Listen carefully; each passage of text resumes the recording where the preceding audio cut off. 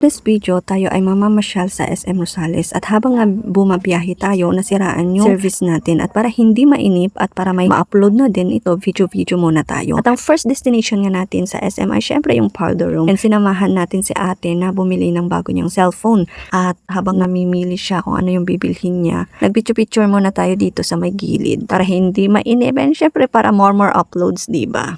Ayan, at may nakita tayong magandang site dito sa SM. At syempre, hindi natin palalampasin yan na hindi tayo kumuha ng picture or remembrance from that site. Habang naglalakad-lakad kami, kita namin yung free test na ito. Maganda daw ito sa health. So, parang matutulungan niya na mawala yung ating mga sakit. Pero, except sa isang sakit. Alam niyo ba kung ano yon?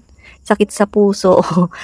Yan, sakit sa puso or yung broken hearted. After that, dumiretso tayo dito sa food court para magmerienda. And ang lagi ko lang namang minemerienda dito sa SM ay yung shawarma. Ayan, shawarma sa Torx. Torx ba? O Torx? Hindi ko alam kung anong exact pronunciation. Pero ang kakainin lang natin is yung pita wrap. Ayan, yung 80 pesos.